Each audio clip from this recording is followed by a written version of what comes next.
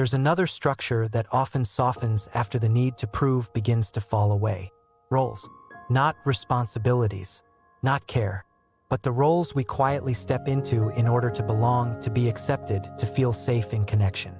For most of our lives, relationships are organized around roles. The strong one, the reliable one, the fixer, the listener, the responsible one, the one who doesn't need much.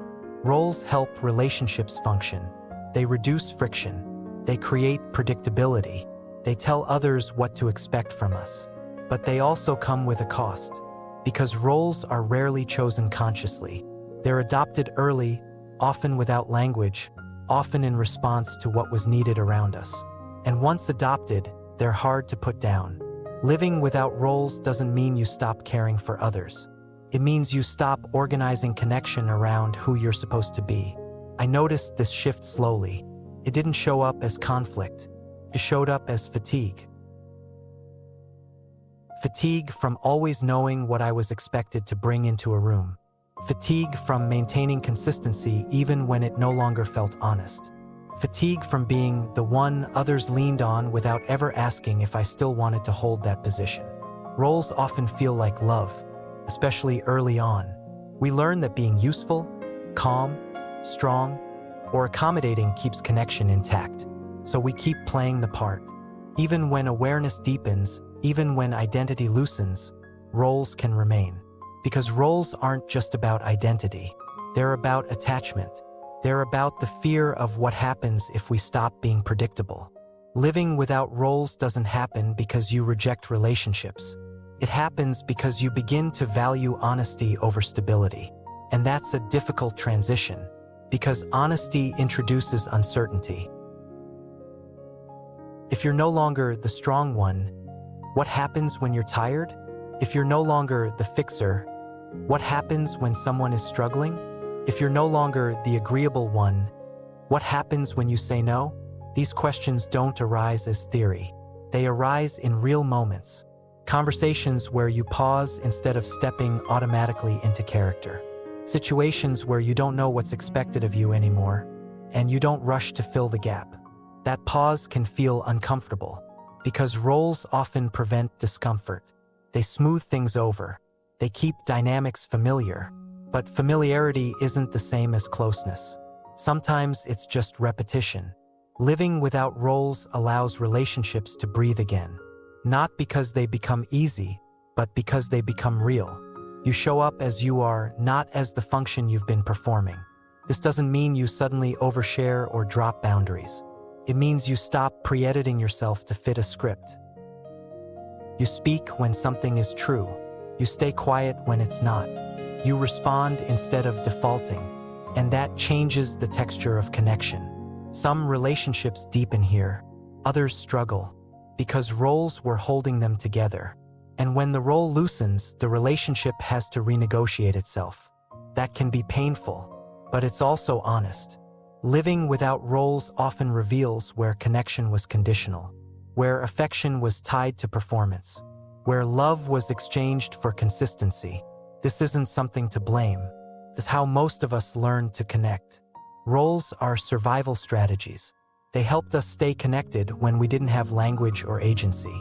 But survival strategies aren't meant to run forever. This stage often brings a new kind of vulnerability. Not emotional exposure, structural vulnerability. You're no longer sure how you're supposed to show up. And instead of replacing the role with a new one, you let that uncertainty exist. You let relationships adjust. This can feel destabilizing, especially if people are used to you being a certain way. You may hear things like, "You've changed. You're not as available as you used to be. You seem different lately." And those statements can hurt, because they often contain truth. You have changed, not in who you care about, but in how you organize yourself around others. Living without roles doesn't make you distant. It makes you present. You're no longer managing impressions. You're no longer anticipating needs before they're expressed. You're allowing others to meet you where you are instead of where you've always stood. This also changes how you listen. You're not listening as the helper or the fixer. You're listening as a person. which means you don't rush to solve. You don't rush to reassure. You don't rush to take responsibility for what isn't yours.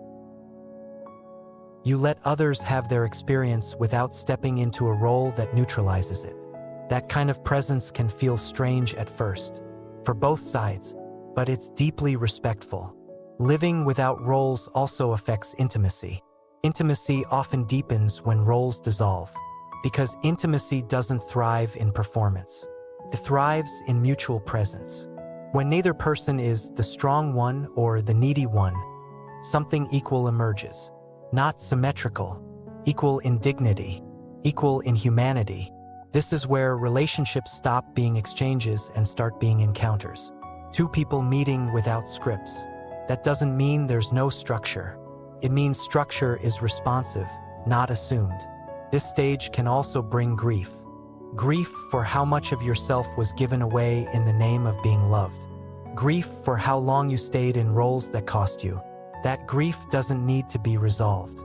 It needs to be felt, because it's part of reclaiming your presence. Living without roles doesn't mean you stop caring. It means care becomes mutual, not one-sided, not silent. You're not the container for everyone else's needs. You're a participant, and participation requires honesty.